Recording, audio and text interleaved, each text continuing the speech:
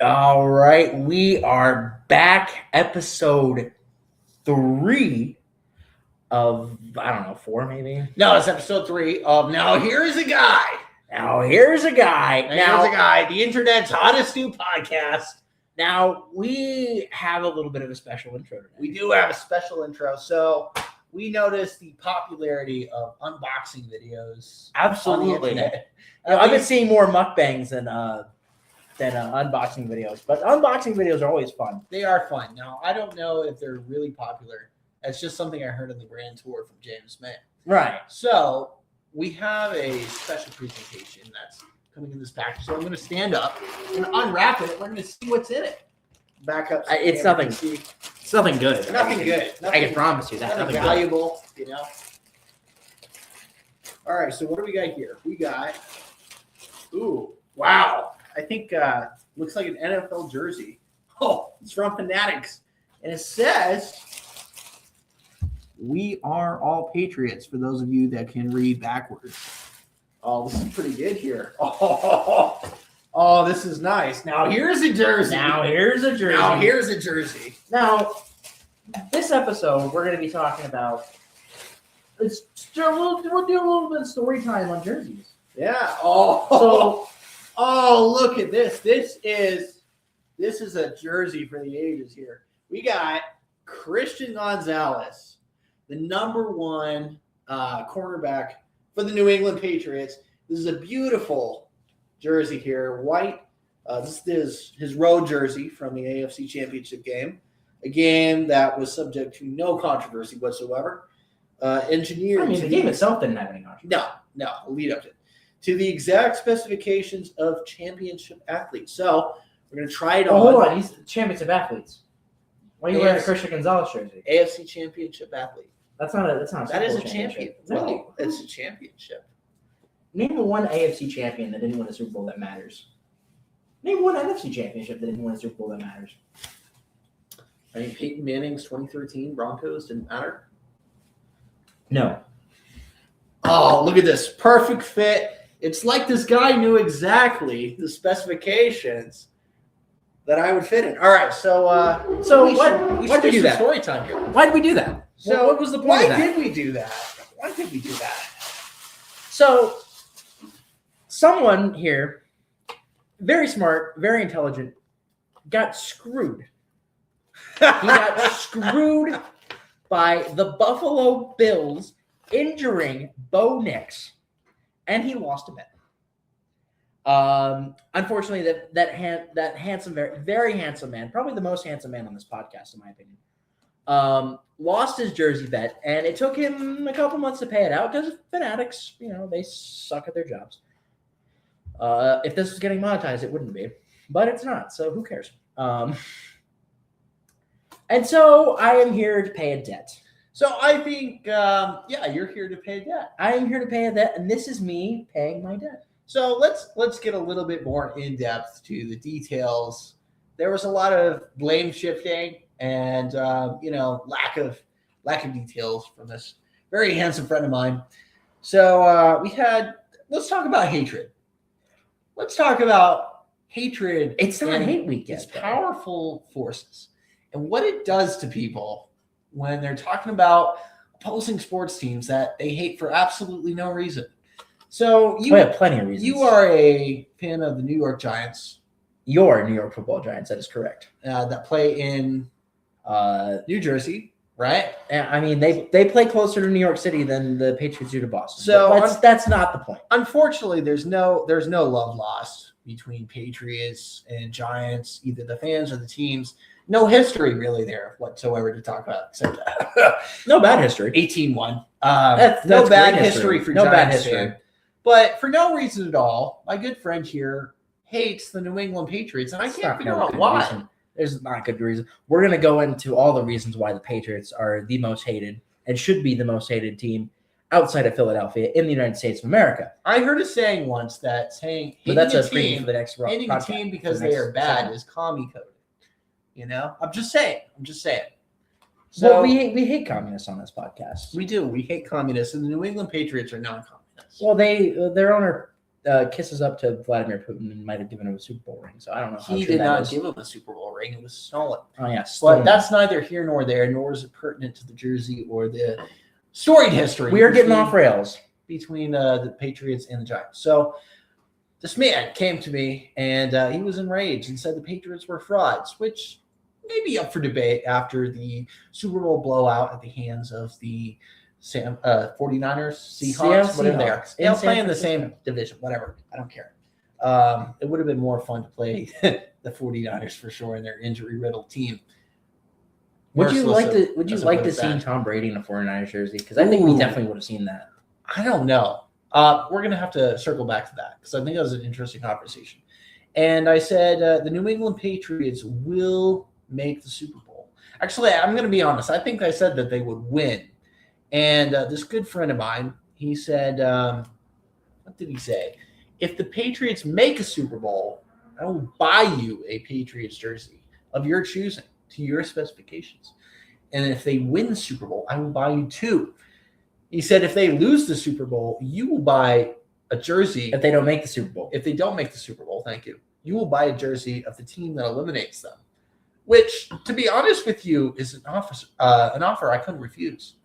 And I sent him a GIF of Vito Corleone stroking his chin, contemplating.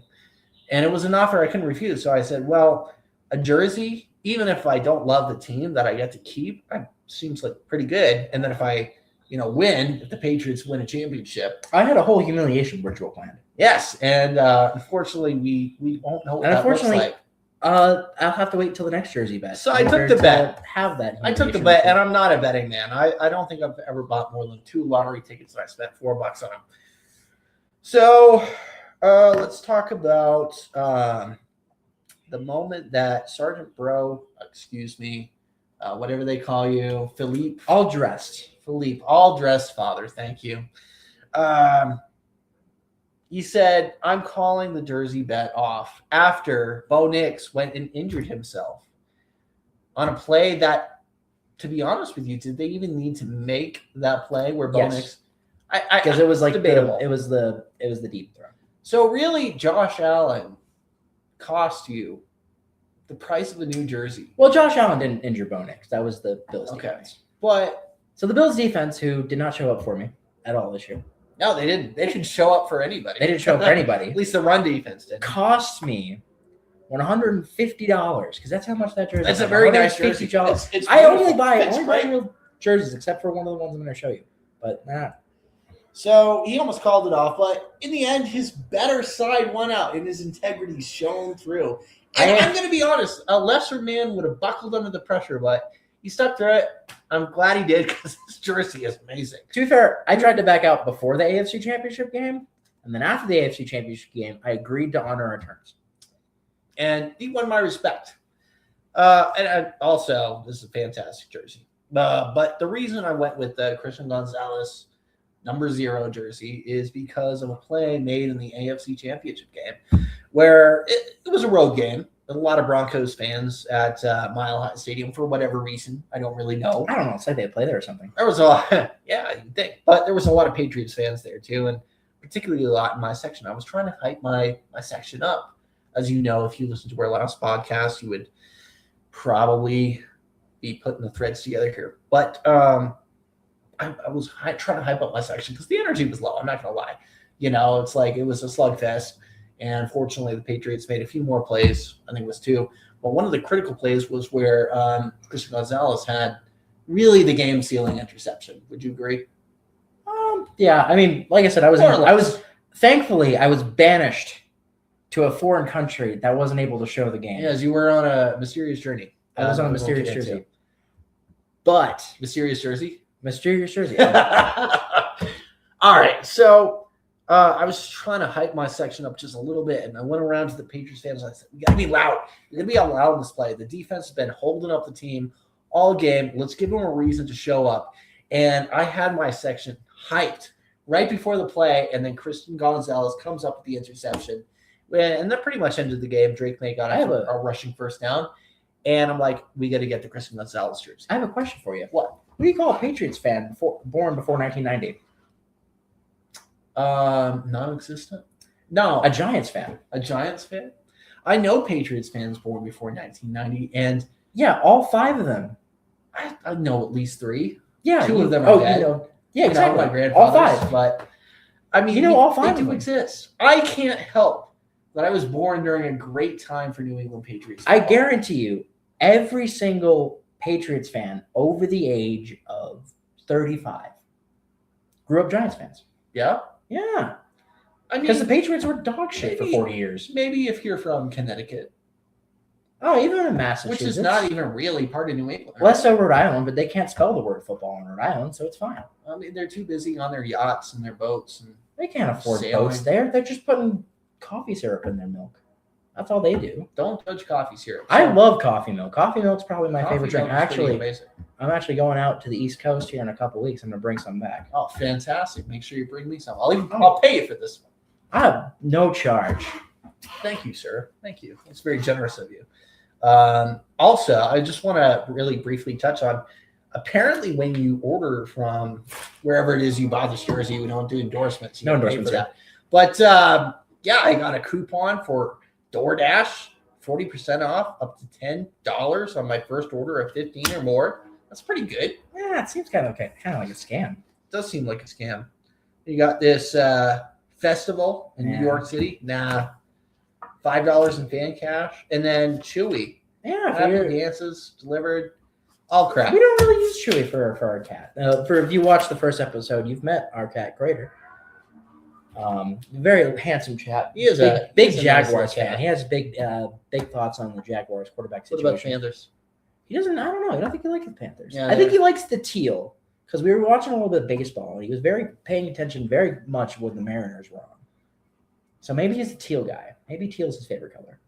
Maybe, but let's circle back. Do we have any other good jerseys? We have. I think we have 3 like? jersey stories each. Really, that's I pretty think good. we came with 3 jersey stories each. Some of them So- may intertwine. I've started off with a nice little Ray Allen Connecticut jersey. See, this jersey has a lot of history, Yeah. specifically for me. So I'm a superstitious man, and back in 2023, the Yukon Huskies went on a roll. Yeah. So as you know, the NCAA tournament every March, every week starts. You play on either Thursday, Friday, and then you play on Saturday, Sunday. So not a lot of time to do laundry in between. So after the first round game, which I did end up wearing this jersey under my work uniform to work. Didn't tell them that. They didn't need to know that. But I wore this under the shirt. They were losing at halftime to Iona. They ended up winning that game by like 20. So it didn't really matter. But I didn't have time to wash the jersey. Please tell me you watched it since. I've washed it since. Okay. I've had to wash it since. I've lost. But I didn't wash the jersey afterwards. And then they won again. And then they went to the Sweet 16. And they won again. And now, mind you, these are not like buzzer beater wins like Braylon Mullins had against Duke the other day. Fantastic. I probably spent the rest of the day watching that shot over and over. I probably watched it like 500 times. But over and over. And then eventually, now, mind you, I'm a huge sports fan, not just football. I'm a huge fan of all sports. So I actually made a trip, and I didn't realize that it was the same weekend as the Final Four in Houston. But so I went because I'm on a journey to go all 30 MLB ballparks. So I went on a road trip down to Texas. I was going to go to a Rangers game and an Astros game. I didn't know the Astros game was the weekend of the Final Four. That the first time UConn was in the Final Four since 2014. Mm-hmm. So I had to go. I had to go to the Final Four. So I went to the Final Four. And I went in this jersey, cowboy boots, and a cowboy hat. And then every big UConn game since then, I've worn this. Now, mind you, the luster, the magic has worn off a little bit. A little bit. Because I did have to wash the jersey. Unfortunately, you have to wash the jersey. And it ruined the magic. Because I didn't wash it after that first championship. I'm like, I can't wash this ever again. Then after the second championship, I washed it. See, so And did then you cost UConn an 8th championship? No, I don't think so. No. I'm superstitious. I'm not that superstitious. because I tried to wear the jersey. So you're a little stitious. I'm a little stitious. Okay. I tried to wear the jersey for the Duke game, and they went down 15 immediately. So I took the jersey off, put a different jersey on it, a nameless jersey. It doesn't matter. I didn't put the luck on it yet. And this will lean into a different story about the voodoo that I have. Apparently. Voodoo, yeah. Voodoo. So the voodoo that has to deal with a team that we are both.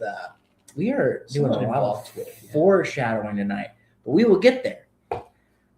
Didn't put any voodoo on that jersey, and UConn ended up winning the game on the Brandon Mullen shot. Well, why would you put voodoo on a jersey of a team that you root for? That doesn't make any sense. Well, I try to put good voodoo, and sometimes the good voodoo wears off. Sometimes you wash it a little bit too hard, and the good voodoo wears off. Okay.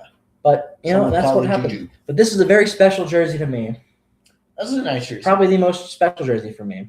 How many jerseys do you think you have total? Around 50. That's really good. That's a lot of money too. I'm actually going to show you jersey number 1. Ooh, okay. This is not jersey. This is not jersey number 1. Actually, this is jersey. It's jersey. I don't keep jersey number 0. I don't keep track of when the jersey is. I just have to have the first jersey. Oh, I see what you're saying. Or the first jersey of my adult. When you say first jersey, you mean the first jersey that you owned as an adult? Yes, that I bought as an adult, not the one that I've owned as an adult. I unfortunately got rid of that. It was a Plaxico jersey. Plaxico Burst jersey I had when I was 10.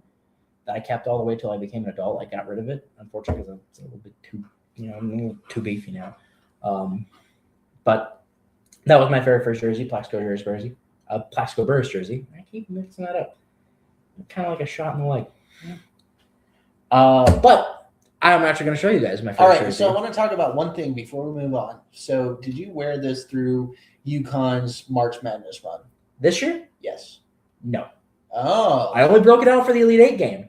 Okay. And they went down 15 immediately. So I had to put it right back in retirement. Yeah. So this is a jersey in retirement. So I'm only wearing this to like barbecue parties and 4th of July parties. So this is definitely a summer jersey jersey. had magic at one point. At one point, now it's got to retire. Safe to say it's worn out. So I have a similar experience, not with UConn, but my TB12 jersey from the New England Patriots. Top rated jersey. Now a retired number, a tribute to the GOAT. But this is a retired number too. This is Ray Allen. Ray Allen's I didn't number. realize Yeah, Ray Allen's number is retired with UConn. Fascinating. All right, fascinating. Anyway, so the Tom Brady jersey I got from my sister was actually the first jersey I've ever had of any kind, and she spent good money on it for a person with not a lot of money, because I think I was in my early 20s. She was in her teens, so she got it for me, and I wore it through the 2018 New England Patriots Super Bowl run. So that jersey went 3-0, and then they lost the one in Gillette to the Titans. Great game. It wasn't really a great game. Great game with a bad coach. So coaching the Titans. So I'm going to let that slide. But are you saying that because it was a great game, or you just were really happy with the outcome? Because it was not a great game. It was a pretty good game. It was not a really good game. About the last minute of that game. Take your Giants bias out of it for a minute and say, is this like a really, truly classic wild? Now, classic?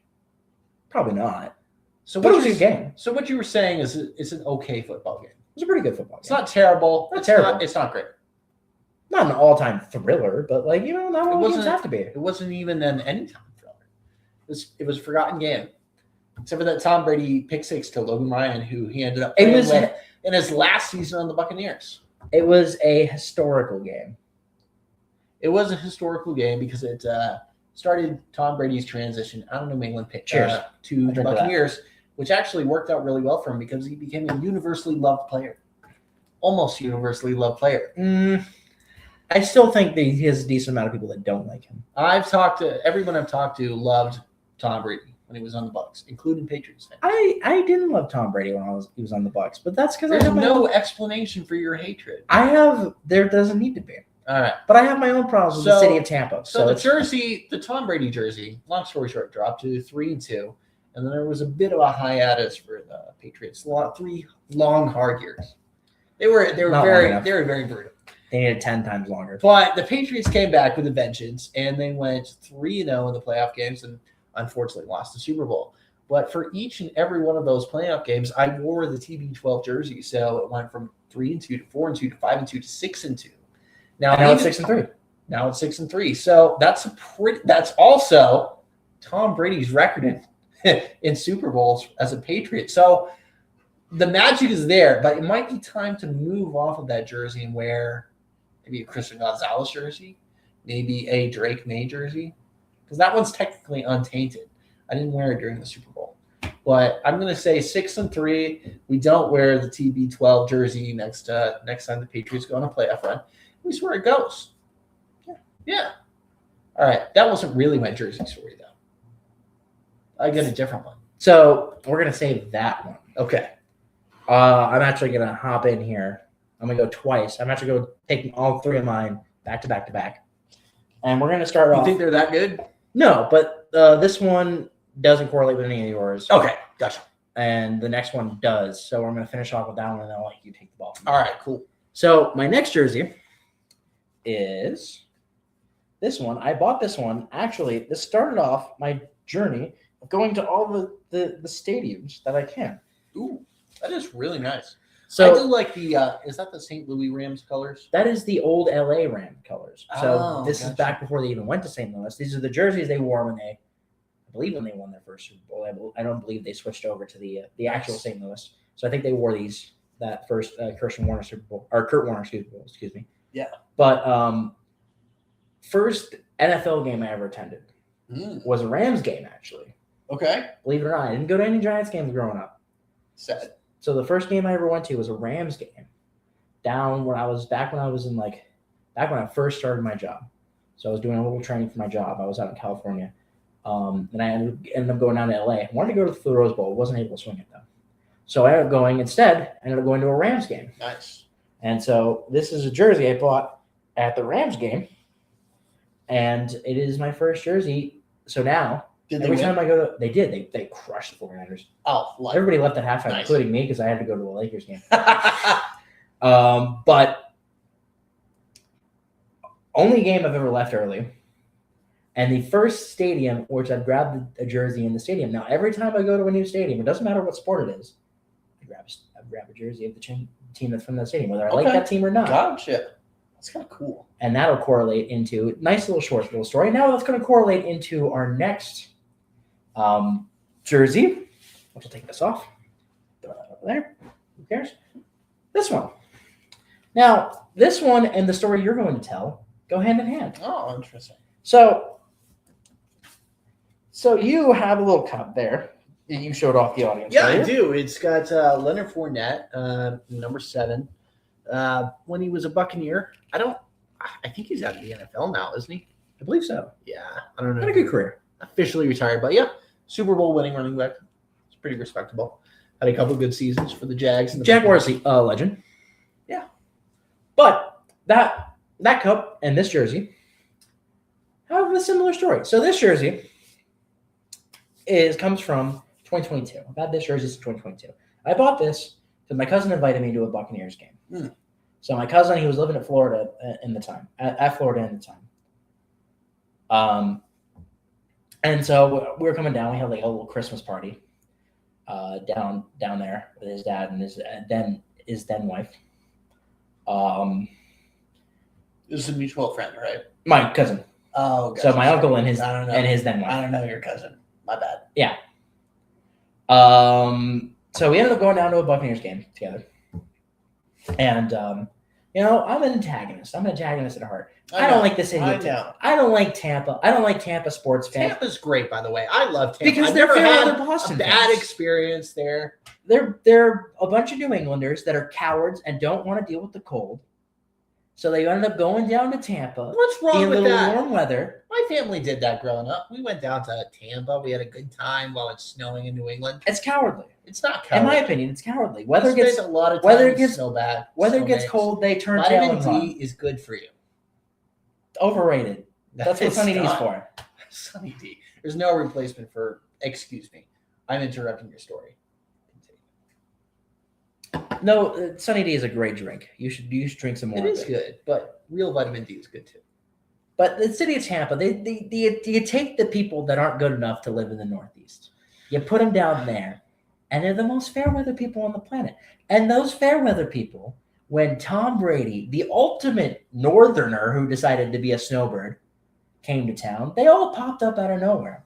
To the point where 70% of the people that were in Buccaneers jerseys were wearing Red Sox hats with those Buccaneer jerseys. What's wrong with that? And you pick a side. You don't have to root for the Buccaneers. And I'm not picking a player over a team personally. I don't know anyone that would do that. It just disgusts me when people swap teams just because one player leaves. So you've never rooted for a team, maybe when your team was on Hard Rocks, needing some entertainment, maybe throwing back to the good old days for comfort. Like, you like comfort food. I like comfort food. Everyone likes comfort I had food. this amazing plate of fish and chips. And Tom Brady on the Buccaneers, which like fish and chips, it was awesome. It was fun to watch. Some interesting memories, a lot of angry outbursts on the sideline in the last season. But other than that, a pretty good entertainment value. Wouldn't you say? I mean, I don't disagree, but I personally, my favorite comfort food of all time is probably a nice grinder. A nice grinder. You know who's a nice grinder? Eli Manning. And you know where you never leave. Where get a good grinder? When was Eli Manning drafted? 2004. And they had to trade him. The team that drafted him trade him. Why? Because nobody wants to play in San Diego. Nobody wants to play in San Diego. Okay. In fact, to the point where Eli Manning was so right about not wanting to play in San Diego, there's no more team in San Diego. That's true. So I'm not saying that Eli Manning did something that was bad for his career. Obviously, he benefited. Very smart man. But when did Eli Manning retire? 2019. Okay. And guess how many teams he played for? Just one. One team. Yeah. He didn't. Wasn't good enough to go somewhere else. He didn't. No, he was. He could have got. else. Do you really? I don't know. Listen, if Geno Smith can get a job on the Jets, I think Eli Manning could have gotten a job on the Jets. You think Eli Manning would have gone to the Jets and been successful? It doesn't matter if he's successful or not. Okay. He could have gone to. But Eli Manning is so pure of heart that he refused to play for another team. Unlike his cowardly brother, Peyton Manning. Peyton Manning, a coward? A coward. I disagree. So Peyton Manning's team cut him in the prime of his career. Yeah, cowardly. After one little leg surgery. Exactly. He had a neck surgery. And what happened after? Who's never had a neck surgery? Peyton Manning. They got another good quarterback in Andrew Luck. Who retired in 2019? 2020, I believe. Okay. Did he play in 2019? I forget. I think he did. Okay. So he played for fewer years than Peyton Manning, had fewer playoff wins, touchdowns, yards, virtually every category. But a drop-off from Peyton Manning to Andrew Luck. Mm-hmm. There's teams that had a lot of success with their quarterback that had much bigger of a drop-off. I'm going to throw a team out there. Like the New England Patriots with Tom Brady and Mac Jones. Mac Jones was pretty good as a rookie. Yeah, as a rookie. I mean, Andrew Luck had a pretty good career. I mean, he was marred with injuries, and he went to Stanford, so he's smart enough to hang it up, to know when to hang it up. But we're going to talk about Mac Jones later today. We're going to see. Okay. Oh, yeah. I got you. I'm picking up what you're putting down. Yeah. All right. But it irked me to see all these New Englanders pretend they're Floridians, because no one wants to be a Floridian. That's why nobody is a Floridian. But it irked me because they're not loyal. Just like Tom Brady, not loyal. Unlike Eli Manning. Eli Manning, very loyal man. He didn't throw away 20 years to go 14. Go play in Tampa. Didn't throw away all those loyal years to go play in Tampa. And so I had to antagonize those people because they're not good people. And so I showed up in a Joe Burrow jersey. And now there's a little caveat. As you know, I'm very superstitious. Absolutely. Not superstitious, just a little superstitious. So the Buccaneers were winning in the first half. And so I remember that game. I was watching that game. I went to a decent amount of Rockies games, and I had the same jersey as the Rockies. If I had the same jersey as the Rockies, what they were wearing, they'd lose. But if I swapped it up, they would win. And so the Buccaneers were wearing pewter jerseys. And so I was like, you know what? I need to test it, see how powerful I really am. And so I went to the team shop as we were sitting up in the nosebleeds. We were sitting in a Cincinnati section, so like it was very friendly confines. So went to the nearest pro shop, and I got the pewter Tom Brady jersey. And then I hold it up and I pretended to do a little voodoo. I actually don't believe that. They pretended I riled up the Bengals crowd, just like you were riling up the Patriots crowd. And then the Bengals came back. I think they were down 21. They were down. Well, they were down 17 because I remember the Buccaneers put up 17 straight points, and then the Bengals put up at least 17 straight because the Buccaneers only scored one time after that. So they put up at least 17 straight points, and then they ended up winning the game 31 to 24. Yeah. But a little bit of voodoo on the jersey. Voodoo. And the pewter Buccaneers sank. Yes, it was a travesty. And where did that jersey end up? So here's where things get interesting. We spent some time together outside of podcasting. Right? Yeah. And conversation came up that you were going to give the jersey away, something like that. Yeah. I don't remember exactly the context, but I said, well, don't get rid of it. Don't throw it away. Give it to me. I'll take it. And keep in mind, I knew none of this story about where Aldress's father got the jersey, whether he did voodoo on it or not. But at this time in history, the Buccaneers were 6-2. And I've spent a lot of time watching the Buccaneers over the last few years. It's been very entertaining at times, Would you say that at any point in time you watched Buccaneers more than you watched the Patriots? Maybe one or two occasions, It's been an interesting experience, but I'd rather tune into a team that's winning than watch a team get blown out every single week. So loyalty. With two bad NFL coaches on the sideline. A once great NFL coach fallen far, far lower than he should have. And then an upstart coach who really had no business coaching an NFL team. Ben McAdoo. I remember him. Ben McAdoo did not coach the Patriots. Oh, I'm sorry. You were talking about the Patriots. I thought you were talking about the Giants.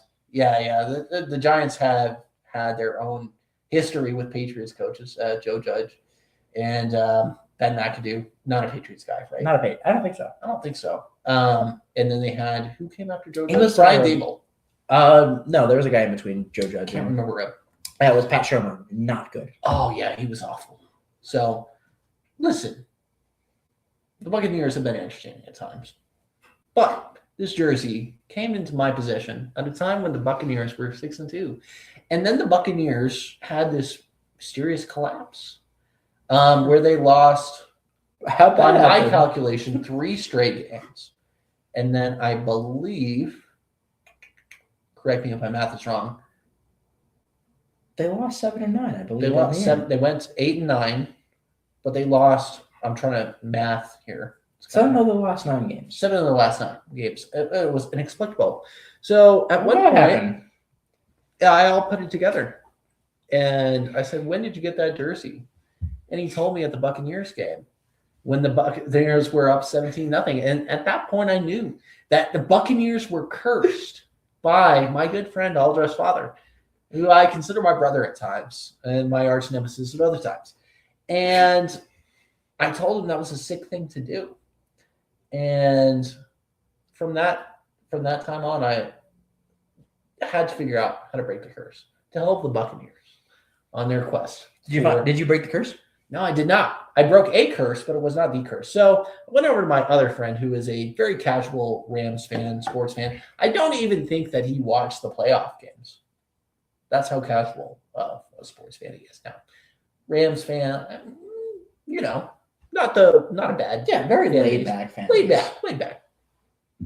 Now he helped me burn this jersey. Oh, you did end up burning the jersey. We burned the jersey, and I have footage from it somewhere. Unfortunately, the magic was not enough to break the curse, and the Buccaneers missed the playoffs for the first time since the Jameis Winston era. See, you can't just break a curse like that. That's not how you break a curse. I didn't break the curse, but I broke a curse because who also went 8-9 in 2022? The Buccaneers. The New England Patriots. Oh, the Patriots. That's And right. they missed the playoffs that year. And then they missed the playoffs the following 2 years. What happened last year? They bounced back, tied for the best record in the NFL, or at least the best record in the AFC. They were the 1 seed, right? They hosted the AFC Championship game? They were the 2 seed. They lost the tiebreaker to the Broncos. How'd they lose the tiebreaker? Because they lost week 1 to the Raiders. The Raiders. Now, the Raiders, they were a good team last year, right? They were terrible. And where are they going to be picking in the NFL draft? So week 1 always determines who the Super Bowl winner is, right? The Super Bowl winners did win week 1 this year, yes. Okay, so the Seahawks, but most years and the are Super determined Bowl by losers, the team that won in week 1, right? and the Super Bowl loser. Actually, believe it or not, the only time, the last time a team went 0-2 and won the Super Bowl? Ooh, I don't know. Was it the Patriots? It was not the Patriots. Ooh, because I know the Patriots did that in 2001. It was the Giants. It was the 2007 New York Football Giants. Something about those 0-2 teams, am I right? Yeah. That's neither here nor there. But the Patriots, I broke the curse by burning the Tom Brady jersey for the Patriots, but the Buccaneers couldn't be saved. But honestly, I don't think that was a curse. I think it was just bad coaching. See, you can't break a curse by just simply burning the curse item. That's not how a curse gets broken. You gotta do a whole ritual. What is that ritual? I don't know. You don't know how to break your own curse? I don't. What do I look like a witch? No, you look like a really Wish.com store wizard. Like if you want a wizard, but you don't have the money to spend on one. Now, I don't get into all that. I'm a Christian. I should. But I do believe in curses, and I believe curses can be broken. But I didn't care enough about the Buccaneers to actually do prayer fasting. So I mean that's probably got some. But name one curse that has been broken by simply burning the curse item. I can't remember. None. I can't name one. None. So I just That's didn't not how try that hard works. enough. They threw Babe Ruth's piano into a lake, and it didn't break the curse of the band piano. Ooh, speaking of curses though, did you see Peyton Manning break the curse for the Detroit Lions? And guess what happened? They still lost the NFC. Still lost the NFC Championship game. That's not how you break a curse. Also, bad coaching decisions in that game. You have to give forgiveness from the person that cursed you. Who cursed the Detroit Lions? I think Bobby Lane did. Really? I think that's the curse. Anyway, do we have another Jersey story, or is that it? Because I got a little more. You have one more, and that was the Jersey story. So you have the last say. You let us off. You're going to finish us off. All right. So the first jersey I actually bought. You want to guess who it was? So you knew I had number 12. Ooh, the first jersey you bought. Yeah, that I bought. I'm going to go with number 11, Julian Edelman. Oh, my friends, you guessed good. Did I tell you that before, or did you just guess? I just guessed that. That's pretty good. So it was 2019, late stage Patriots dynasty, right?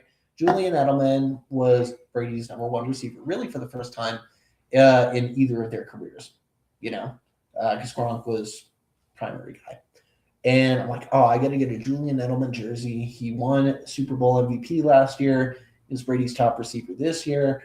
So I've been known to just work so unbelievably hard, different times in my career. And I wasn't really thinking when I went down and bought my Julian Edelman jersey. So you familiar with Apple Pay, right? I am. I primarily use Apple Pay. Okay, great tool. But it has a default address in there. And I wasn't paying attention.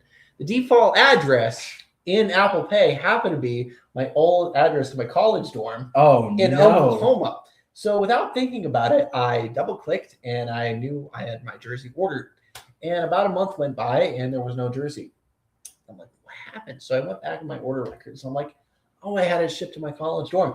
So I had to call my old roommate, he was a senior at the time. I'm like, hey, I need you to go pick up a package and send it to me.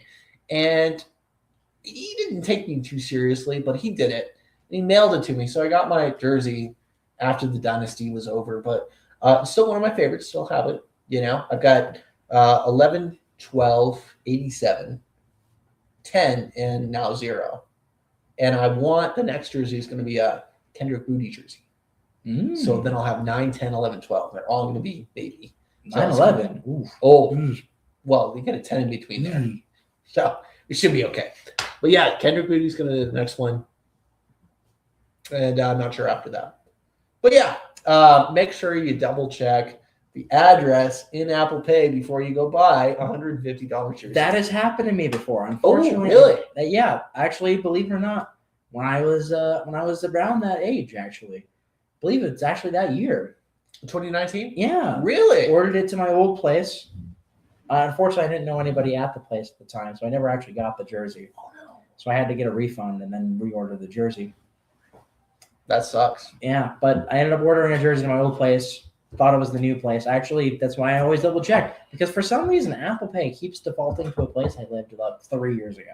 Yeah, you have to go through a whole ordeal to go into Apple, and you got to change your default address. And usually it has to deal with deleting all of them out. And it was a whole ordeal. So there's another app I use. Yeah. And I try to use for like online purchases called ShopPay, where you don't really have that problem. Because it only lets you use one address. And once you change the address, you can't physically change it back. So whenever I do ShopPay, I never have these problems. It shows up right where I want it, when I want it, right there. No free ads, though. Okay. Not bad. What's one jersey that you don't have that you would really like to get?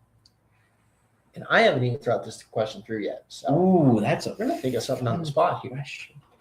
I think probably a Super Bowl 42 jersey. I don't know exactly from who, but like the actual, like with the Super Bowl 42 patch, game worn. Ooh. Just the patch or worn in the actual game? Worn in the actual game. Let's get creative. That's pretty expensive. It's a little expensive, but that's a real jersey. Okay, so you're talking about like a real jersey that somebody wore. Do we care about like a price limit? Not really. I would like for them to be like, because I want Tom Brady's Super Bowl 51 jersey, but come on, man.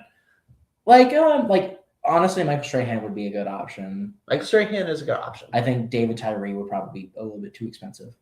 David Tyree would be very pricey. I'm sure Eli Manning would be too. Yeah, the Super Bowl MVP that year. Did David Tyree even have a catch at any point that year? One catch before that. Incredible. I don't know what string in terms of like string he was, but he was like, I think 6th string. And you know what? If he hadn't made that catch, no one would know who he was. And actually, so I think you got to go with David Tyree. But that was even before that catch. That was the game of his life because he had the original go-ahead touchdown for the Giants, put them up 10-7. So he had 2 catches in that game. Yeah, he had multiple catches in that game. He just got hot at the right time. Mm-hmm. Sometimes that's what it's all about. Mm-hmm. But he didn't have the game-winning Super Bowl catch, game-winning touchdown. That was the Plaxico Burress. So you are going to go. You're going to go 2007 New York Giants, David Tyree? Honestly, final answer, Plaxico Burress, honestly. Okay. I don't know who that is. Sorry. He was the Giants' number 1 wide receiver that year. Oh, gotcha. But see, did he have a big impact on the game? He did. He had the game-winning touchdown. Oh, okay. Gotcha. Sorry. Don't remember that.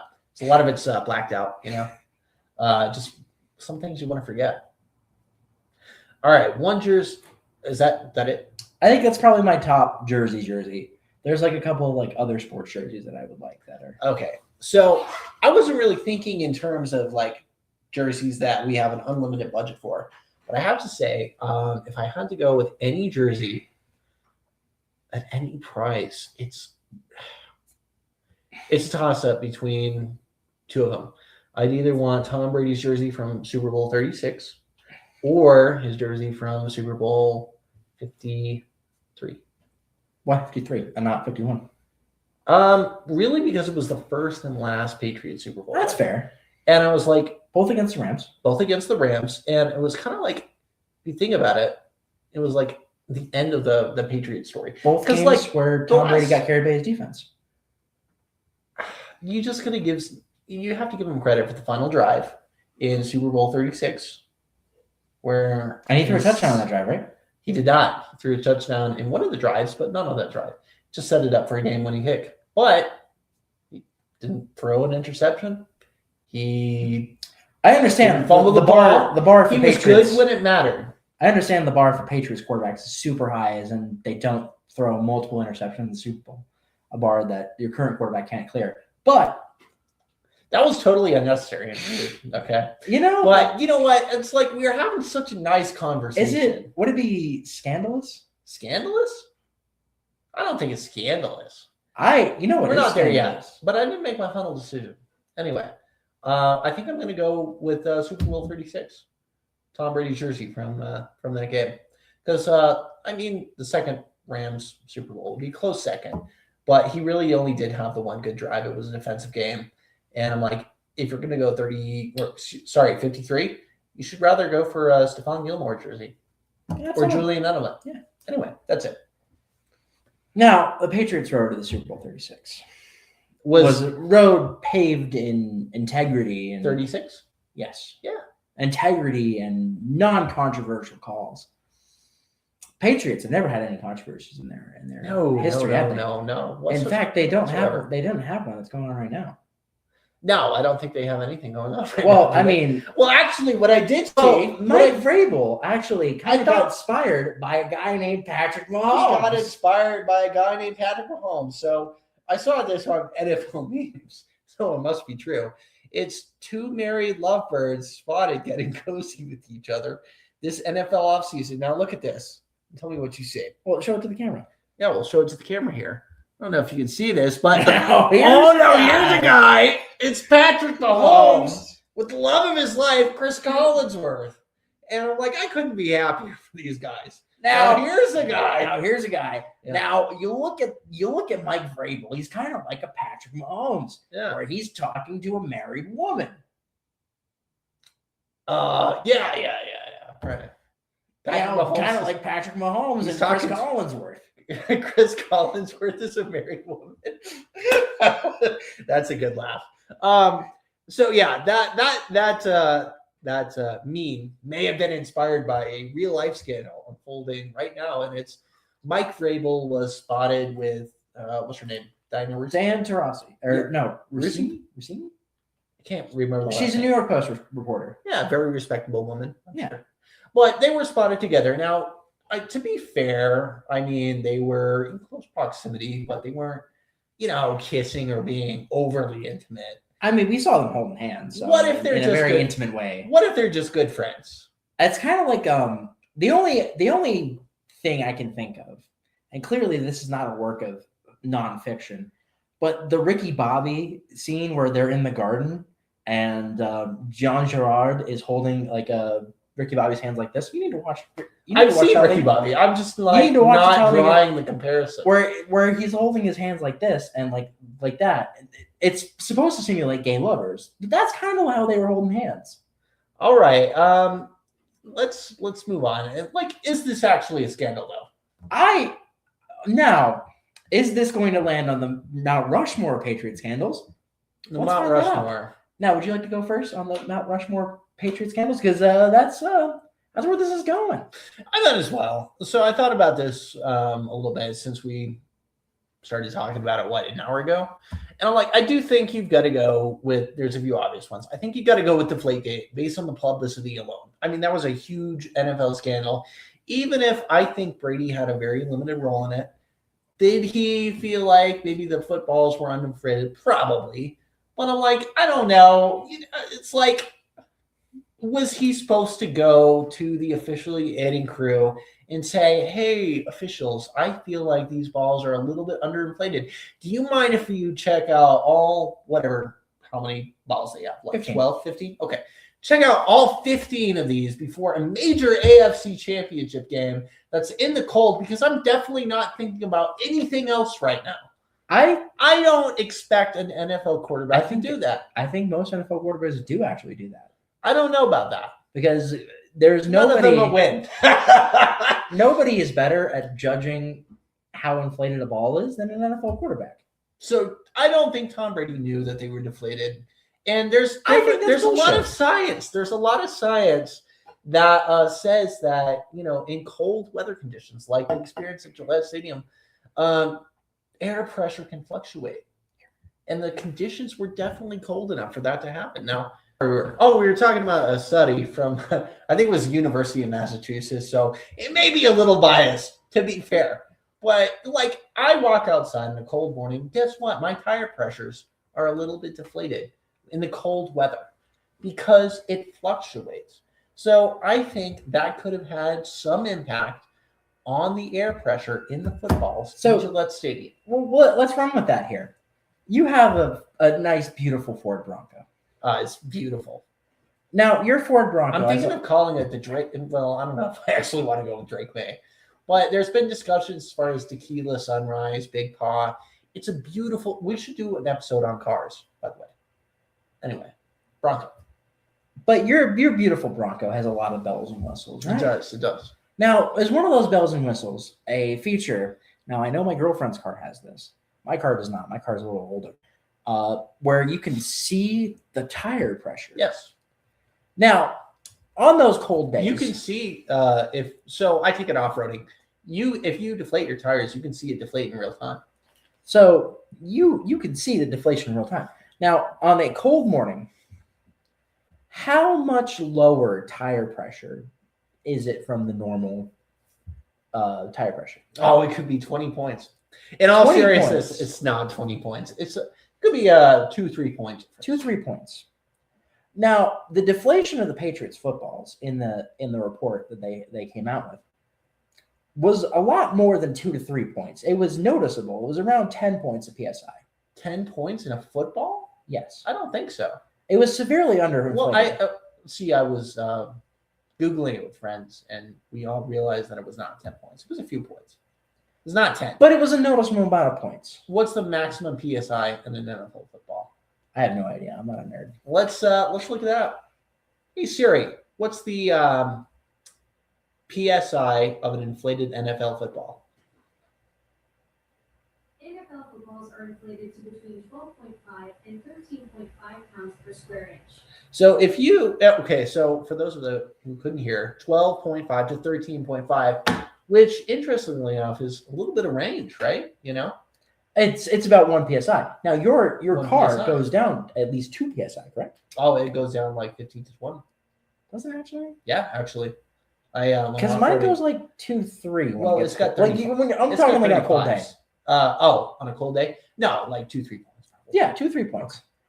But like that's noticeable. It is no. And NFL football doesn't get that inflated. No, but it's not going to deflate 10 points. You exaggerated a little bit. I might have exaggerated Just a little bit. Well, that's because I don't know I don't know the exact PSI. So, like I said, I'm not a nerd.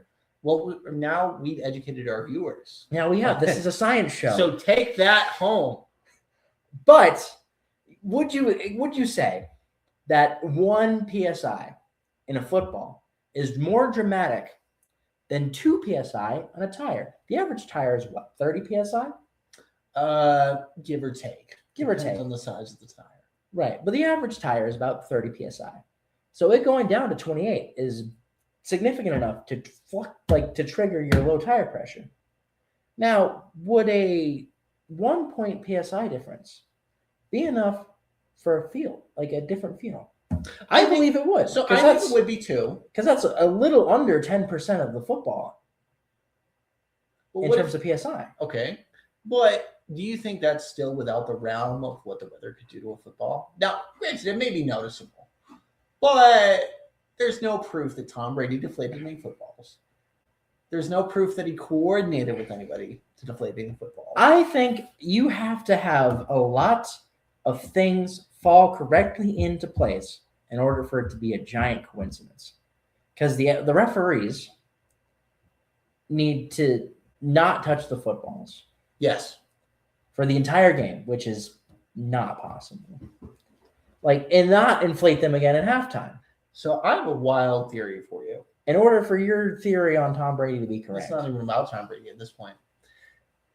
You know who tipped off the NFL referee team that the Patriots were supposedly playing with underinflated footballs, which they were, although I deny Tom Brady's involvement. You know who tipped them off? The team that lost by 40. A guy that you probably love dearly, John Harbaugh. Was it John? I thought it was Jim Irsay and the Colts. No, it was John Harbaugh. So they played the divisional round against the Ravens. I believe at Gillette. Yeah, it had to be at Gillette.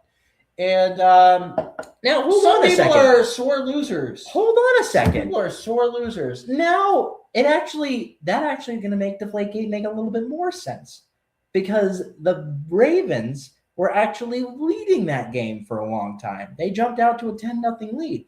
You switch out the footballs to the underinflated footballs, and all of a sudden the Patriots go on a big run. That kind of makes sense. Now, it makes a lot more sense than the Colts. So you're saying that, but what about Julian Edelman's 80-yard – it wasn't 80 yards, but it was like 60-yard touchdown pass where Brady threw the ball to Edelman, and I believe Edelman threw the ball to Amendola, and that, I believe, tied the game, and then they had one more touchdown to take the lead and win it. So no, Julian Edelman, he was a wide receiver his entire life, right? He's never played any other position. He didn't play any other position in college. He did play NFL quarterback in college. And where do you know where that college is? Kent State. Kent State. Now, Kent State, where is that? I actually don't know where. It's in Ohio. Now, Ohio, notoriously a very warm place, right? No. So like Mac football. You've ever heard of Mac? Mac Jones? No, like Mac, like Minute. No, I've never actually heard of. During football season, we might have to watch a couple of Maction games. Gotcha. Maction is amazing. Maction, all right. But we'll do it. We'll do a podcast episode on it. actually, it will be happening during our normal podcasting. Normal podcasting days during the season. So we probably will end up catching a couple of Maction games. But Julian Edelman went to Kent State. Yes. Kent State, very cold part of Ohio. Yes. Ohio, very cold place. Do you think he would be able to enjoy an underinflated football as well as Tom Brady? Julian Edelman? Do I think he'd be able to enjoy it? I think he would also do pretty well with an underinflated football. Are you saying Julian Edelman deflated the footballs? I don't think he deflated the footballs, but I think if you're going to put a quarterback besides Tom Brady with those deflated footballs, I mean, Julian Edelman's probably not a bad choice. So, what evidence was John Harbaugh pointing to when he said, "Oh, the Patriots played with deflated footballs, and that's why I lost the divisional round"? So he was just on a whim, right? No evidence to point to. He was a honest to God citizen who saw something and said something with no evidence. He didn't need the evidence. He saw something suspicious. He said something about it. What he saw is he lost, and then they investigated. He handled it very badly. He got caught up in who beat who, like trifles. Like it's not like the Patriots ever went to the NFL and said, "Oh, John Harbaugh and the Ravens were playing with deflated footballs when Tom Brady threw 4 interceptions." And the reasons the Ravens, it's like they never did that. They just owned up to the fact that we sucked, we lost, and they moved on. John Harbaugh couldn't get over his failure as a coach. And where did that bring him? To the NFL locker room. And he told the referees, now, how do we know John Harbaugh didn't go and deflate those Patriots footballs and set the Patriots up? What I'm hearing is that you don't like snitches. You don't like people that see a suspicious backpack on a train and they tell the conductor and they investigate it and it's a bomb. You'd rather that bomb go off. Speaking of my capacity as a private citizen, snitches get stitches.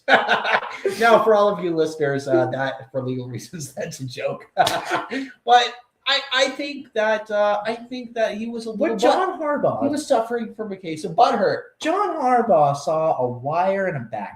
He was suffering from a case of butthurt. That's suspicious. Let me bring him up. Now, unfortunately, the backpack went off before the NFL could do anything about it, and the Indianapolis Colts happened to be the victims, unfortunately. But the NFL investigated it and found that John Harbaugh might have had a point. And that's why they suspended Tom Brady, rightfully so, for 4 games. Okay, so... And guess how much of a beat the Patriots missed? I think they lost, a number 1 draft pick. They lost a number 2 the following year. But they didn't miss a single step because Jimmy Garoppolo came in for 3 games, and then he got himself injured, unfortunately. He came in for 3 games. Didn't he get injured the second game? He got injured third. He got injured the second game. Third game. I'm pretty sure it was the second. Pretty sure it was the third. All right, we can look it up. It was I think the second half of the third game because Jacoby Brissett was only started in one of those games. And that was the third game. That was the 4th game. No, Jacoby Brissett was injured for the 4th game. Who the hell started the 4th game then? I don't remember. I don't think they had a quarterback. No. That was the big part of There's no way that it wasn't. Tell you what, we'll do some research on it. We'll come back next episode. episode. The full story. Come back next episode with that story. All right. But anyway, we're only at one. We're only at one spot on the Mount Rushmore, and now I'm going to put my first. Okay, but before you do that, I want to finish it off. What was the final score of the Patriots Colts AFC Championship game after they recovered one of the balls that Tom Brady was playing with? It was 45-7. I mean, So the Colts were or were not winning that game regardless. oh no, the Colts weren't winning that game. Okay, Regardless. thank you. Go ahead. That doesn't mean the Patriots didn't cheat. But another scandal that the Patriots did do and did win them multiple championships.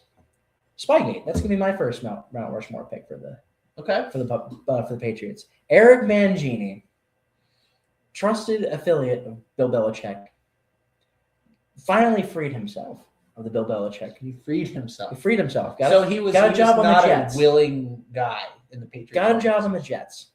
Now, mind you, he was very respectful to Bill. Bill wasn't very respectful to him. When Eric Mangini beat Bill Belichick was talking crap on Eric Mangini. Now, Eric Mangini had blackmail on Bill Belichick. And so he released that blackmail. He's like, oh, yeah, I'm going to take lip from a guy who was spying on every other team in the league. Of course, Eric Mangini knew that. He was Bill Belichick's right-hand man. And so that got the Patriots in a boatload of trouble. I think it tainted their first 3 Super Bowls. I believe it was all 3. Tainted those first 3 Super Bowls. And then the Patriots, they go on this revenge tour. And they go 18-0. And then, once again, justice prevailed in America. Eli Manning saved the day and saved America from the evil Patriot Empire. So, would you say that no other team was ever taping signals on an NFL sideline? I mean, the Philadelphia Eagles probably were, but no legitimate dynasties. No like legitimate. The Cowboys and the Steelers. I don't think the Cowboys were. They were. I actually read a book called Belichick versus Brady. Excellent football debate. You would love the book. Spoiler alert for those of you who don't like to read. Brady was credited more for the dynasty than Belichick. Still up for debate, but I think Brady proved beyond the shadow of the doubt that he was the better NFL or better piece of the Patriots dynasty. Anyway, so in that book, it's an interesting interview with a legend. I believe he's a Hall of Fame coach, Jimmy Johnson, who admitted to going through the trouble of taping the Chiefs signals at different games. And now Jimmy Johnson said that taping signals didn't really benefit them that much. It was so much work to actually go and tape the signals and then interpret. They were wasting time with it. And then Coach Bill Cowher of the Pittsburgh Steelers, Super Bowl winning NFL coach, mentor to many younger NFL coaches, also said that everybody was doing it and that it was expected. And that if you were such a whiny little baby, I'm going to use nice language on the show, whiny little baby, that what were you really even doing? So here's 2 Super Bowl winning coaches that said, we were all doing it. What's the harm in it? And we weren't going to turn each other in over it because we knew that we had dirt too. So Belichick had his hand in the cookie jar. And because the Patriots are such a successful organization, guess what? Somebody said, no more, Bill. I don't disagree with the NFL's decision to punish him. Let's look at everybody else was doing it. Let's look at the 2 folks you mentioned, Jimmy Johnson and Bill Cowher. Mm-hmm. Jimmy Johnson went back-to-back Super Bowls and immediately got fired. For what? Disagreeing with Jerry Jones, which is the biggest sin you could do as a Cowboys coach. So he got fired for nothing. Pretty much. Okay. But 2 Super Bowls. And he could have won a 3rd. And it was the Cowboys. I mean, honestly, you tell me the Cowboys are cheating. I tell you the sky is blue. They both make sense. Bill Cowher, for the longest time, was a loser. He was a loser. Of course he had. Why was he retained by the Pittsburgh Steelers then for like 2 decades? Why was Mike Tomlin retained by the Steelers for 2 decades? Super Bowl winning coach. He had multiple AFC championship appearances. Bill Cowher didn't win a Super Bowl until the end of his tenure. And then he retired. So we'll never know if he would have won more. Maybe he would. To be honest, I think honestly was the bigger piece to the Steelers. Well, I think it was the fact that he didn't have to play the Colts or the Patriots in that Super Bowl run. Yeah, I don't He had even to remember play who they played. Jake Plummer and the Broncos in the AFC Championship game. Yeah, that's Yeah, okay, buddy. big matchup. Anyway. And then the refs rigged the Super Bowl in favor of the Steelers. But that's neither here nor there. Bill Cowher wasn't that great of a coach. I'm going to say it. That's my hot take for the day, is that Bill Cowher wasn't that good of a coach. Okay. Well, that's an interesting hot take. I never imagined you saying that, but okay. So is that all you got to say on Spygate? That's all I got to say on Spygate. Eli Manning saved the day. American hero. So I'm gonna add an addendum to what you say, because I actually have Spygate on my Patriots Mount Rushmore scandals. You know, I think it was a big deal. It did cost them a number 1 draft pick, and unfortunately, the Giants got the last laugh. I hate to say it, but it's true. So, in some people's minds, that might constitute justice was served. I don't really think it was justice. I think it was a lucky catch from a lucky guy on a lucky throw. And Bill Belichick's absolutely defense collapsing. And absolutely pantsing the greatest single season quarterback performance in NFL history. And just absolutely shutting down the greatest single season quarterback ever. I still, 2007 Tom Brady is still probably the best quarterback season. Absolutely putting his face in the dirt for 4 quarters. I think that had a little bit something to do with it, rather than a lucky catch late in the game. All right, so one final note on Spygate. After Spygate, the story goes that Robert Kraft and Bill Belichick had dinner, something Bill Belichick never had with his all-time great 7-time Super Bowl winning quarterback. Dinner. 1 year. Because he doesn't want kale. Doesn't want kale? Oh, that's fair. All right. But at this dinner, Robert Kraft went to Bill Belichick and asked him, what advantage does taping an opponent's signals give a coaching staff before a game? And Bill Belichick said a 1% advantage. Robert Kraft looked at him and said, then you're a schmuck. Because if you were going to go tape an opponent's signals for a 1% advantage, then you're kind of wasting your time. So something doesn't really fully add up against, Bill Belichick's argument that, gives you 1% advantage now. Can we both agree Bill Belichick is the all-time greatest NFL coach? I agree. He made a mistake, But I don't know. There's some argument from multiple coaches on how much of a difference it made in a game, and everybody was doing it. Anyway, so we have two pillars of our Mount Rushmore. We're both going with Deflategate and Spygate, right? We're both going to Deflategate, Spygate. What's your third pillar? Ooh, a third pillar. There's some good ones out there. Patriots scandals. There was actually one in the 90s that we talked about a little bit earlier, where a journalist walked into the Patriots locker room, and some of the players, unfortunately, harassed her, and it became like a huge embarrassment in New England. But at the time, I can't remember the name of the owner. He went and defended his players' actions after the incident, and it was a huge embarrassment, not just for the journalist but also for the team. It's like that's inexcusable behavior. So this is an actual, not like tabloid scandal, like an actual. This shouldn't have happened. There's something wrong with that culture, and it ended up really, as kind of like the New England's one of their really bad eras before, Kraft took over the team. So I think I got to go with that. Definitely should be on the NFL, Patriots Mount Rushmore scandal. So it's not a good one. And I don't think a lot of Patriots fans know about it, or at least a lot of modern Patriots fans. That is a very, scandals like that are very bad looks for the team. And I completely agree with you. That's not a good look for the Patriots. I don't want to now, mind you, as you know, I'm a big Patriot hater. Yes. But there's lines I won't cross, and that's like a line I'm not going to cross and make fun of. And yeah. Do you think that belongs on the Mount Rushmore scandals? Probably. Yeah. Because that was not a good one.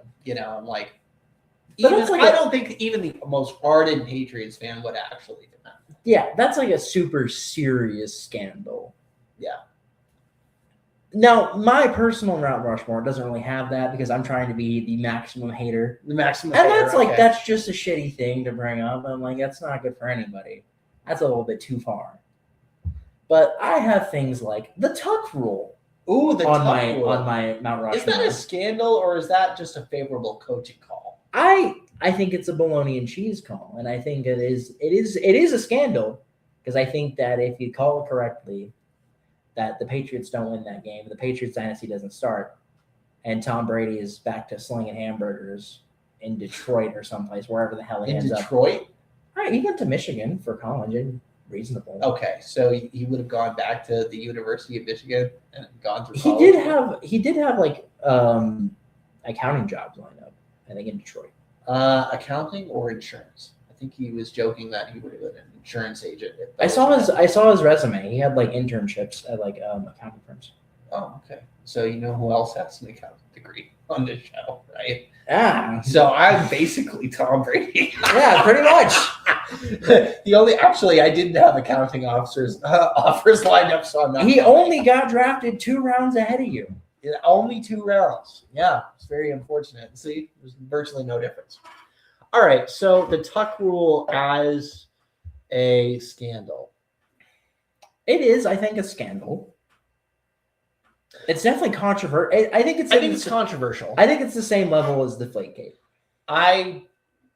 I mean, in terms of a scandal, I think it's as a point of rage for non-Patriots fans. I think it's up there. I think in terms of like, But I think it's more impactful than Deflategate in terms of results of games. Okay. But I think like in terms of seriousness, I think it's Deflategate serious. I just don't think it counts as a scandal because the Patriots had 0 role in the actual call in that game. Also, a book that I read, Stories from the New England Patriots Sidelines. Great little read if you ever want to if you want to rage bait yourself. Goes into the history between the Raiders and the Patriots and a number of questionable calls that always went in the Raiders' favor because the Raiders and Patriots, they used to have a much bigger rivalry. Now, this century, the Patriots had far and away the better team, but I think, correct me if I'm wrong, the Raiders won 3 Super Bowls in the 20th century. Yes. They won 1 with Jim Plunkett. Yeah. They won 2 more. They won 1 in LA. I can't remember their starting They quarterback. won 2 in Oakland. Yeah. Jim Plunkett, what was his name? Kenny Stabler. Yes. Stabler won the other 2. Yeah. Okay. So very successful team. And then the Patriots, obviously this century, have exceeded all expectations. But there were a number of questionable calls that went in the Raiders' favor in playoff games. When I think of Raiders rivals, I don't necessarily think of the New England Patriots. There was a lot of bad blood in the old history between the two I think teams. this is a Patriots bad blood with the Raiders. I don't think necessarily that the Raiders think about like the 80s Patriots very often. Well, Now, the 80s Patriots did go to a Super Bowl. Yes, I don't think did. they played each other in the playoffs that year, if I remember correctly. I know they Hmm. beat the Dolphins in the AFC Championship game. I'm not sure who they beat in the previous 2 rounds. They might have beaten Let's Oakland. look real quick. Yeah, they might have beaten Oakland in the divisional round. But I don't think that's Hey Siri, who did the Patriots play in their 1985 Super Bowl run? Oh, that's not super helpful. It's just Can't giving really. me like Chicago Bears info. Yeah, I know they played the Dolphins in the AFC Championship game. Oh, perfect. I already have Wikipedia open. Huzzah. 1986 NFL playoffs. 1985 season playoffs. Jets wild card. Raiders divisional round. It was, okay. Yeah. I don't hear anything about like from Raiders fans about that game. Well, I don't how many think they Raiders fans necessarily do you know. care. I But mean, like NFL Network shows like a bunch of like Raiders like stuff. Like a bunch of like NFL Films did a bunch of stuff about the 80s Raiders. I don't think they care about that game. there was some stuff in the 70s too. So I think it was like But- but like when we think of Raiders, you can't get a Raider from the 70s to shut up about the 70s Steelers. Specifically the Immaculate Reception with Franco Harris. Yeah. You get that, you might die. Like a guy who was on that team might actually try to kill you. I don't think they care about the Patriots.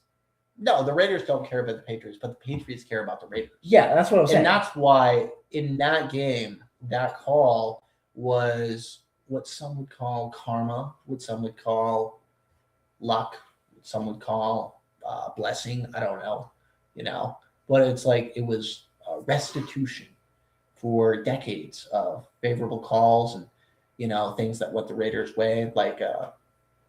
Anyway, I'm just saying, I don't think it's a scandal. I think it was a big story.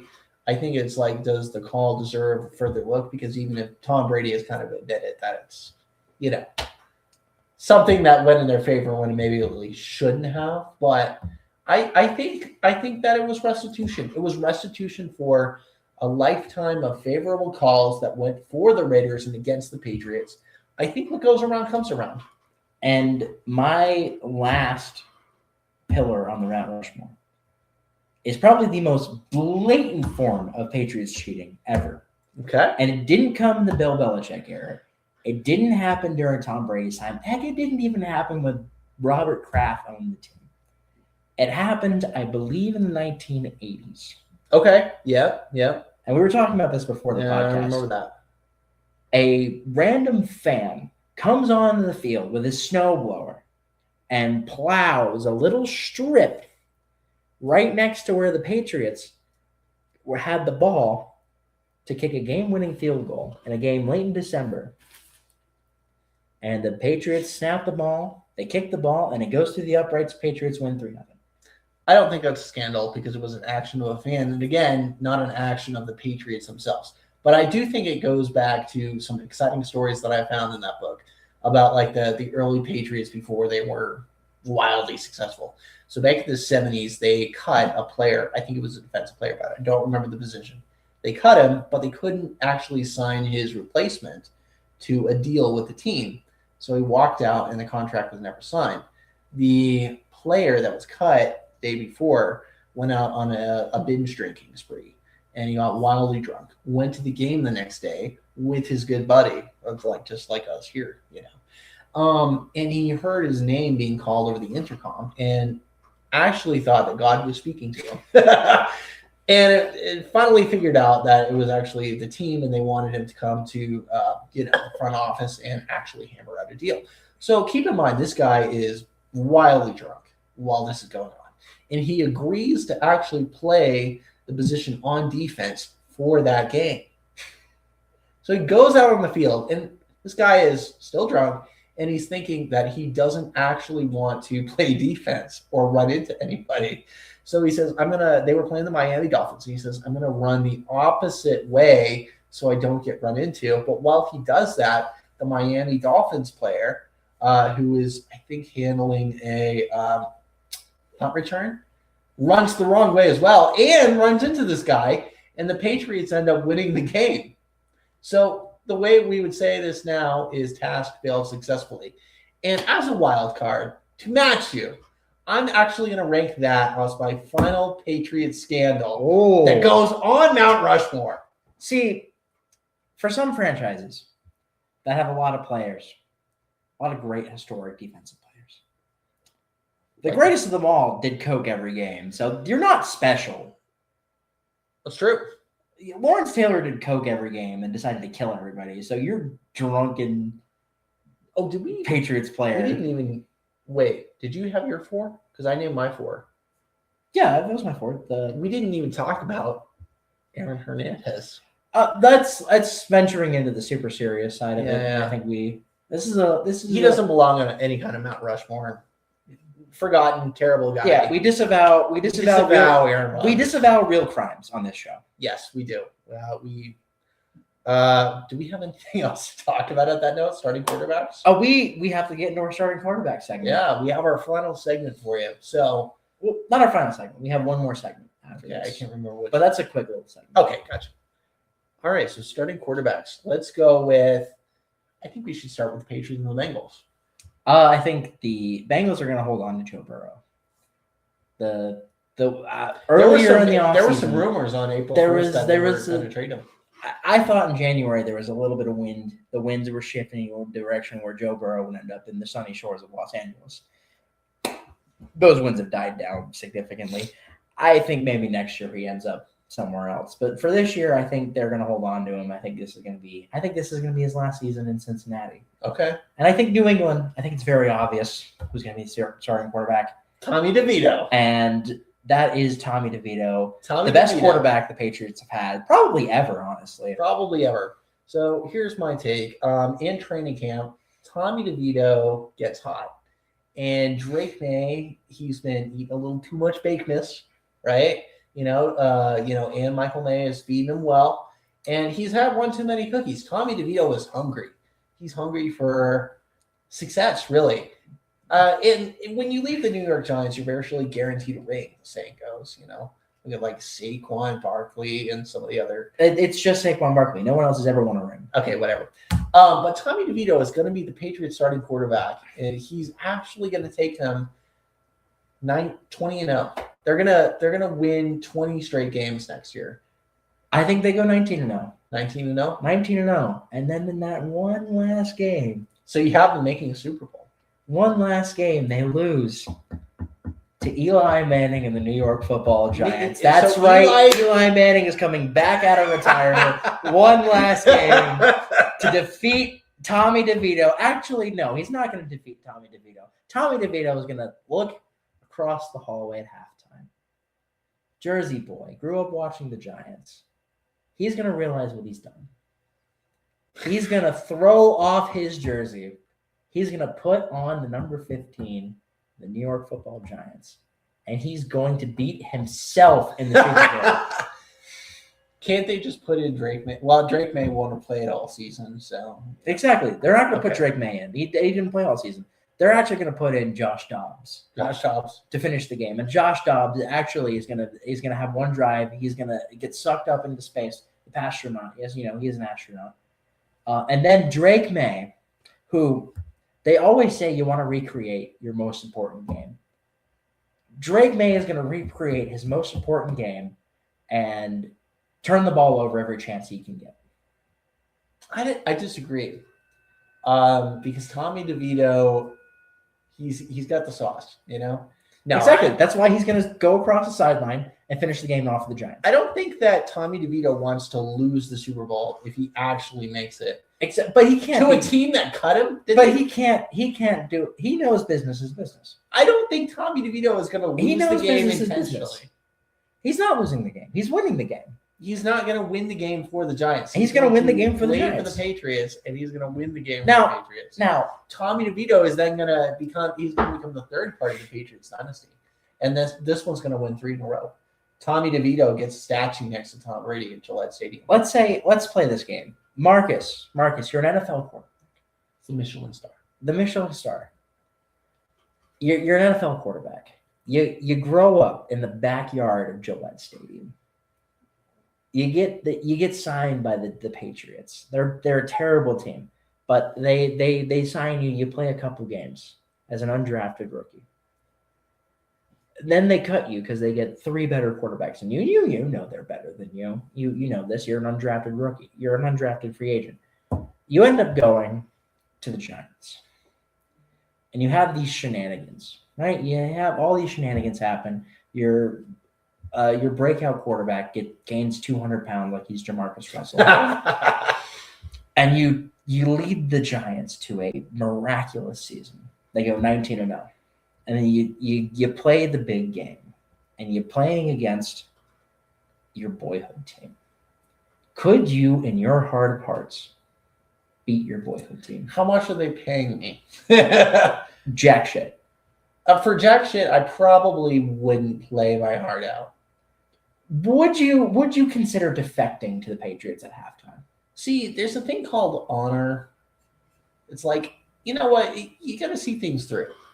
And your boyhood team let you down, I don't think so. I think the boyhood team, they allowed me. They cut me. They're dead to me. It's like in this world, I want nothing but revenge. And I want to go, I can't believe I'm saying this. I'm going to go with my team and I'm going to win. I'm going to be a winner. Now, I'm not going to defect and help another team that obviously doesn't care about me. I'm gonna take it one step further. If I was in Tommy DeVito's shoes, I would break out the Eli Manning jersey I wore as a kid Really? and go to the Giants sideline. I guess that's why we're not NFL quarterbacks. That and we're not good at We're football. We Yeah. just like football. All right. But But in all seriousness, that's Drake May's job. serious takes though. Joe Burrow starts for the Bengals. Drake May starts for the Patriots. The rest of the AFC. Let's start off with the rest of the AFC. Ooh, I think the Bills is pretty locked out. Do you think they're going to get Josh? I think Josh Allen might win the starting job there. It's I gonna think be tough. Josh. I don't think it's going to be a competition. But after this, it gets kind of interesting. What do you think? I think because the other two teams in the AFC East Oh yes. I thought you meant after this year for the are Bills. kind of a disaster. I see the saving grace for this segment, and by saving grace, I mean this is going to be a very boring segment. The draft class stinks. Yeah, For I mean, other quarterbacks. than maybe Fernando Mendoza. But he's going 1-1. He's going to the Raiders. Yeah, But the rest of the draft class stinks. yeah. That no viable So, quarterbacks. I don't think. Maybe a 6th rounder, 199 pick, 198 pick, somewhere in there. Yeah, a little Joe Fagnano, Yukon Huskies. Shout out. Yeah, I think the Jets are going to start Geno Smith. I think do they have anybody else? I think Geno's good. it. Yeah, it's got to be Geno Smith. Where's And Justin the Fields Dol- at now? I don't know. Because he's not. Not He's with in Kansas City. Oh yeah, that's right. Yeah, I he's forgot in all Kansas about City. that. Ooh, never mind. I don't want to But- get ahead of myself. No spoilers. Malik Will's going to start for the Dolphins. Yeah. Geno Smith's going to start for the Jets, and one of those teams is going to be picking first next year. Ooh, who do we think is picking first? The Jets. The Cleveland Browns. I don't think the Cleveland Browns are going to be picking. I first think next year. that would be a stretch even for the Cleveland Browns. So, do we want to go to the AFC North? Because Let's I go. agree with both of those. We takes. segued into the AFC North, and the AFC North actually has probably our most interesting quarterback competition It does. because you have 3 routes. Now, the old saying from John Madden, rest in peace, if you have 2 quarterbacks, you have none. What happens if you have 3 quarterbacks? You have less than none. I think you have less than none. Yeah. So you have Shadur Sanders, you have Deshaun Watson, and you have Dylan Gabriel. Now, mind you, Dylan Gabriel is the very much 3rd place here. I don't think he's going to be a starting quarterback, but he's not out of the competition. I think he's definitely in the competition. I'm going to go with now. You want to 3, 2, 1? 3, 2, 1 for the Browns. Yes, Let's do it. 3, 2, 1. Shadur Shadur Sanders. Oh, we had the same one. I was hoping you were Yeah. going to go Deshaun Watson, and we have a No. little bit of debate. I think Deshaun Watson's done. I think he's washed. I think so too. I think he was washed before he got injured. Yeah, they made a desperate move, kind of like the Broncos trade for Russell Wilson, and they got like a I think really shockingly bad. I think it made more sense than the Russell Wilson trade at the time, and then all the allegations collapsed him, and then kind of he never recovered from that, unfortunately. No. And now let's go to Pittsburgh. This is gonna be a wild. This is my wild card here. I don't think Do we have any starting 3-2-1? court. Yeah, we can, but I'm gonna give it a little. Okay. This is the one team where I don't think the starting quarterback is on the roster or will be drafted by them. Okay. And I think it's going to be 3, 2, 1. Mac Jones. I do believe there's something about it. I don't think they're going to stick with Mason Rudolph. Right now, Mason Rudolph is the QB1. I don't think you can stick with him. I don't think they should stick with him. And I don't think Aaron Rodgers is coming back. I think he's retired. He's refusing to commit to it, but I think he's retired. Yeah, I can't see Aaron Rodgers coming back. Like he was, I think there were spurts where he played well. Yeah, but but like it's the night games. I'm sorry, he wasn't all. the old people need to go to bed. He looked like he belonged in bed in that Yeah. game against Houston. He looked like he'd had enough. And I think it's time for this all-time great to hang it up and go to the broadcasting booth, maybe with Bill Belichick, and they can just talk about how much they hate everything. Well, Bill Belichick has a real job right now. So A real job. he's currently the coach of North Carolina. Yeah. But Mac Jones, I think he had a great audition. I don't know if it's a Kyle Shanahan office. You know, Kyle Shanahan is as a knack for getting things out of Patriots quarterbacks that Bill Belichick couldn't. But Mac Jones, I think, is at least worth a shot. at the Steelers quarterback. I think the Steelers are in purgatory when it comes to quarterbacks because they're not bad enough to be tanking for a quarterback next year, but they're not good enough to where they have a good quarterback situation. Yeah. I think maybe they get lucky and they trade for a quarterback next offseason. Yeah, maybe. But they're in quarterback hell, and I think Mac Jones is a pretty solid pickup for them. I think he is too. However, I think if they don't get Mac Jones, they need to tank, which they're not going to try and do because they've got Mike McCarthy. But I'm like, it's time for a complete redo. Because I don't think Mike McCarthy is really even their long-term answer to head coach. No, I don't think he can be, No. So either Mac Jones or they have to rebuild. Another team, the next team is another team I thought was going to trade their quarterback this offseason, and they didn't. The Ravens. Lamar Jackson is the starter. Do we want to give Jesse Minter a chance as a head coach? Yeah. I think this could actually be a good hire. I think right now the Ravens are in a good position. The problem I have, because every team in the AFC North is a mess, and the Ravens are a mess too. Mm-hmm. But it's a race. It's kind of a race to the bottom of the AFC North.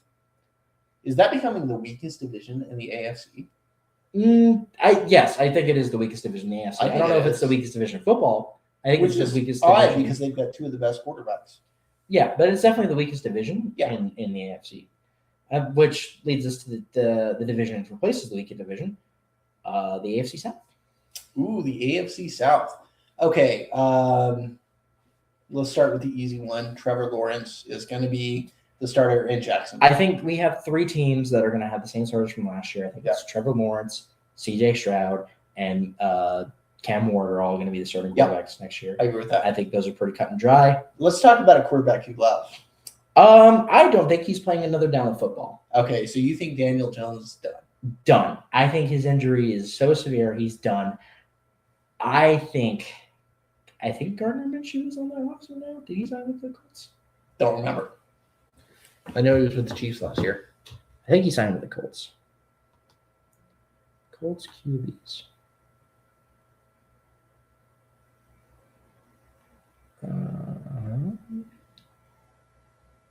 Okay, no, it's not. Okay, he's not. He didn't re-sign with them. But I think that the Colts have to go with Daniel Jones because they don't have anywhere else to turn. So they will wheel him out on a wheelchair if they have to throw passes. Will this be effective? Probably not. But I think they have no choice but to try and work with Daniel Jones. There's two routes here. I have two routes: who they should start and who they will start. Because I do not think it's going to be Daniel Jones. Okay. I think Daniel Jones, his career is done.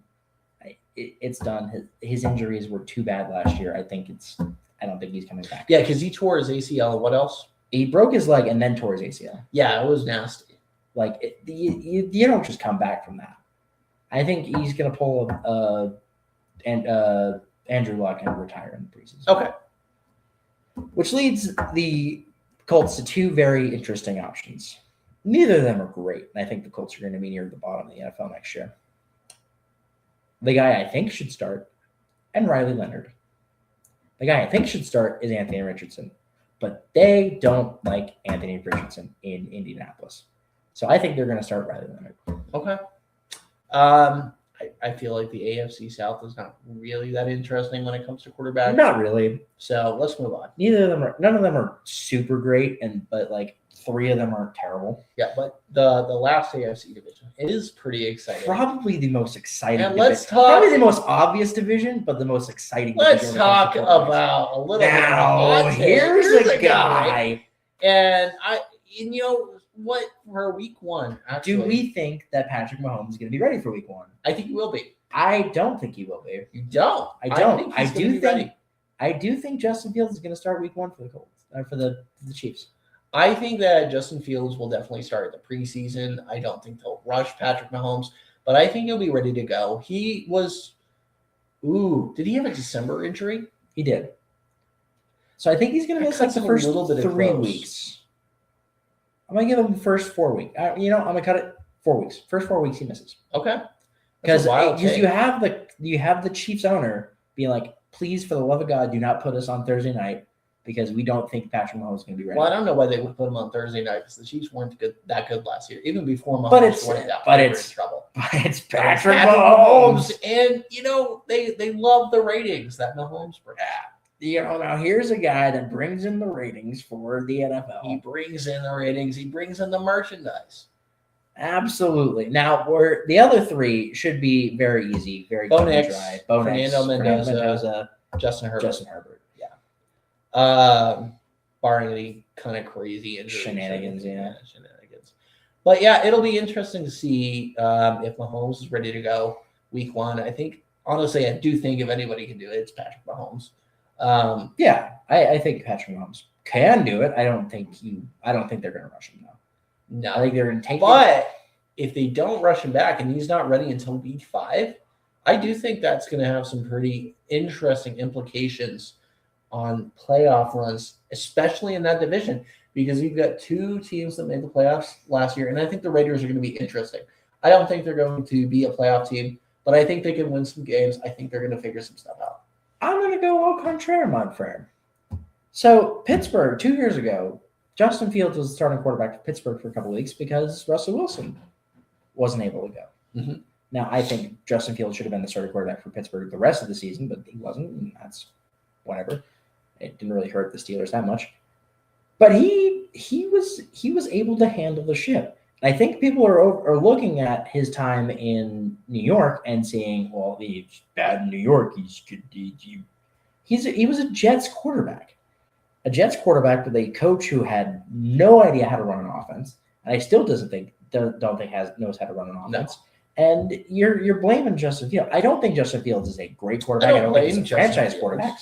But I think if you put 4 games of Justin Fields, I'm not too worried about how you're not going to look terrible. There's worse options. They won't be terrible. The Chiefs have had worse options. Schedule is week 1. Weekly schedule is not out yet, so we don't. Right. So that'll be in mid-May, I think. Yeah. So we can make our determinations. Yeah, I think that'll be our mid-May episode. I would say they have to win definitely 2 of those games, though. And I think that's doable, depending on who they play. I agree, but I don't think they're gonna. If they're anticipating Patrick Mahomes and not start the first 4 games, I don't think they're going to give them. If anybody can make that work, I think Andy Reid can work with Justin Fields. But what if Justin Fields is great and they have a quarterback controversy? I don't. Now here's a quarterback controversy. Now the only way they're going to have a controversy if a guy like Patrick Mahomes doesn't come back and Justin Fields throws 25 touchdowns through the first 4 games.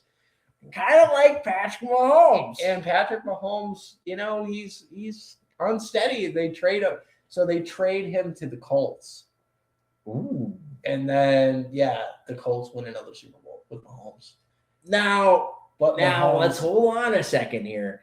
The Colts, they've not had a great history when it comes to having great quarterbacks. Right, Peyton Manning.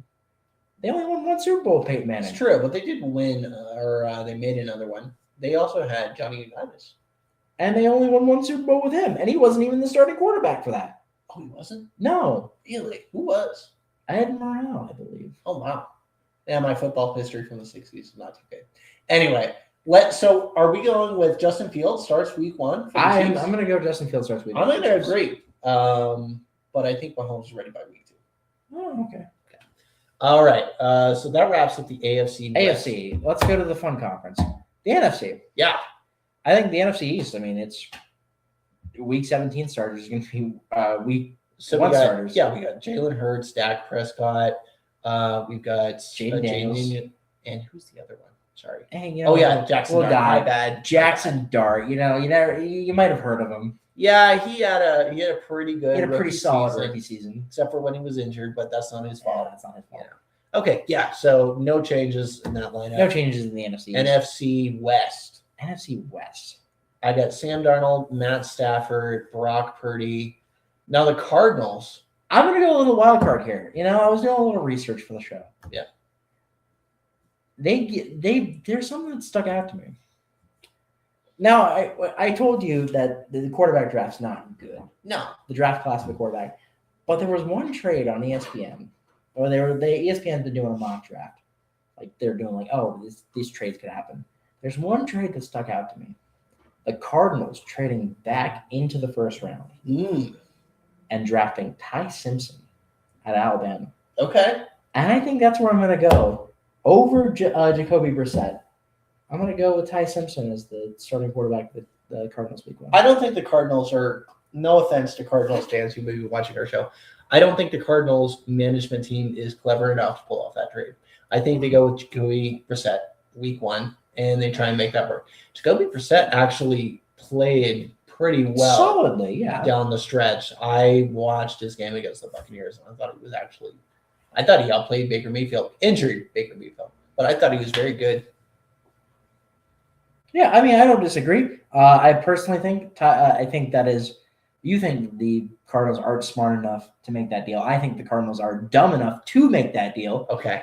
I don't think it would be a good deal for them, but I think it's a deal they would make. I don't think Ty Simpson's a great quarterback. Do you think Ty Simpson? Okay, does Ty Simpson start week 1 now if they make that trade? Probably. I still don't think that they will do that. Even if they get a hold of Ty Simpson, I think they'll go with Jacoby Brissett week 1. They'll have, the rookie sit under him for at least a month before he sees, his first NFL start. Yeah, I'm not quite sure. We'll see. We will see. We'll get our reports. We will once the draft October. We'll have a better draft episode next true. time. All right.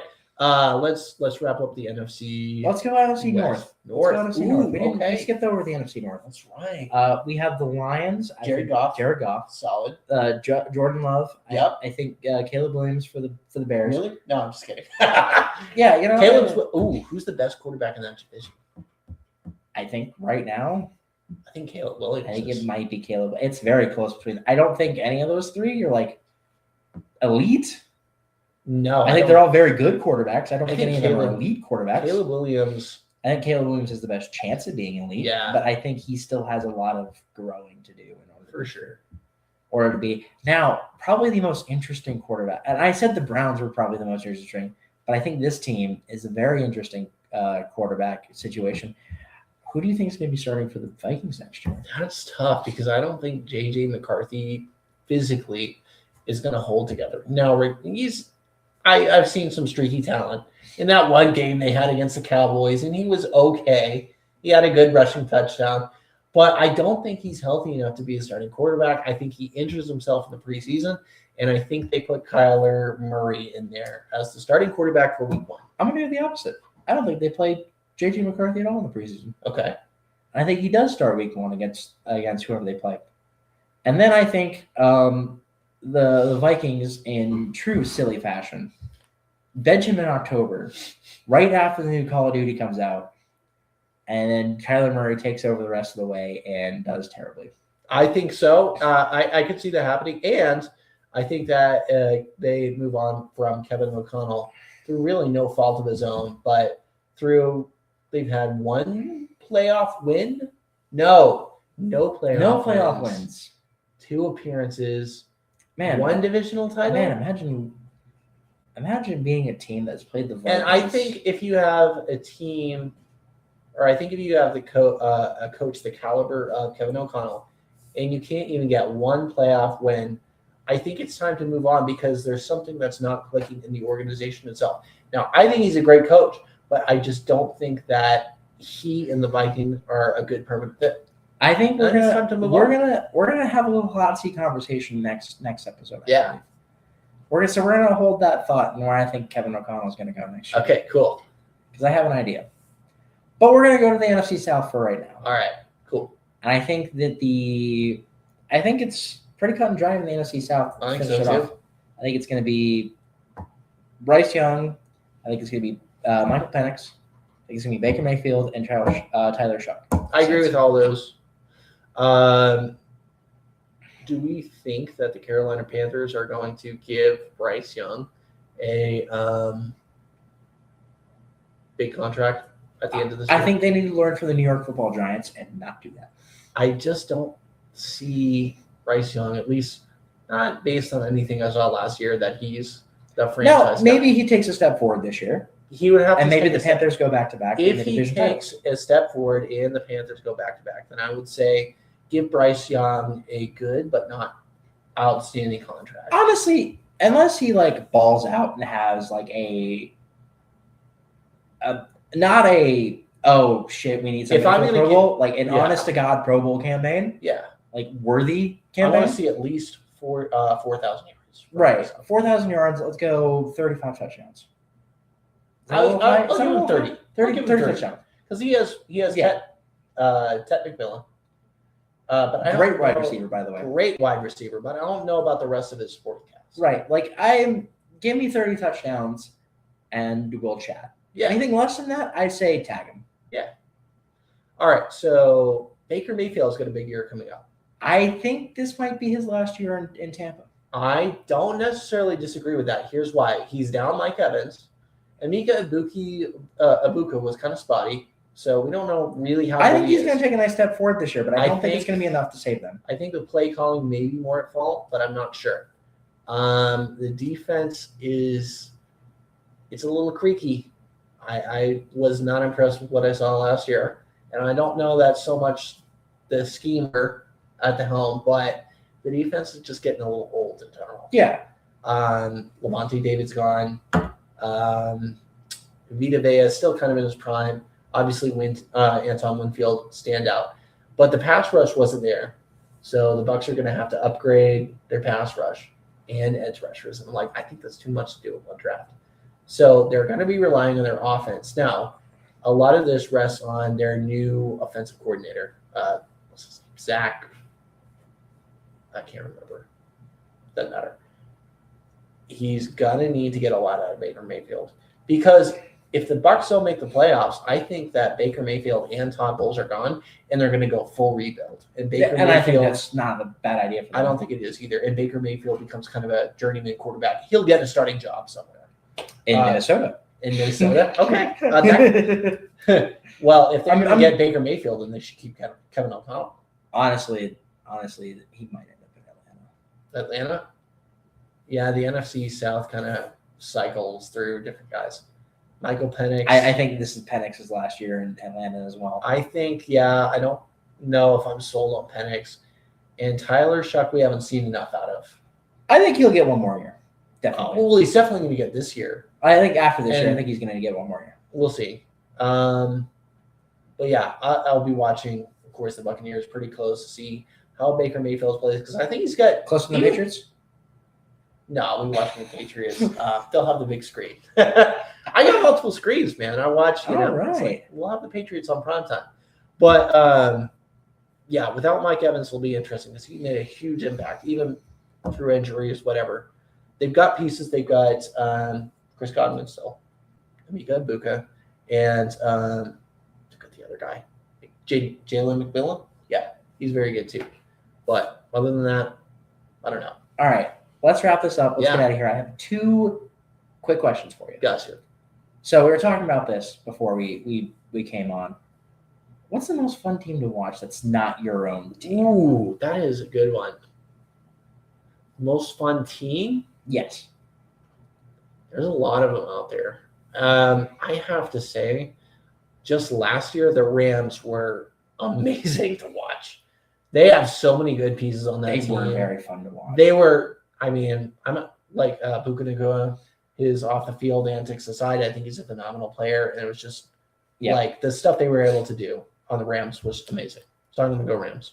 So I'm actually going to go with the other team in the Jared Goff, Matt Stafford trade. I'm going to go with the Lions. I know last year wasn't great, Okay. like result-wise, but I still Right. think that offense is a very fun offense to watch. So are we talking about the Lions under Ben Johnson, or are we talking about like the current Lions without? Current Lions. I mean, they were a little bit more fun under Ben Johnson. I still think they're a very fun team. I think last year was a lot of injury problems, but like even the Giants-Lions game was probably the most fun game to watch last year for me. Mhm. And the Giants lost that game. Yeah. Well, that was the Jameis Winston received a touchdown, right? Yeah, I think he received, ran, and threw for a touchdown. That game. Yeah, Jameis Winston can ball out, man. Yeah, He's that was fun. fun. I would not mind him getting a starting job. I would 100% agree with you, but I would say the Lions, while they had Ben Johnson, because I watched them last year and they kind of had like a similar fall off to the Colts, the Buccaneers, and a couple of other teams where it's just like And I think a lot they of that had a was, lot of ingredients, but the chef took a break.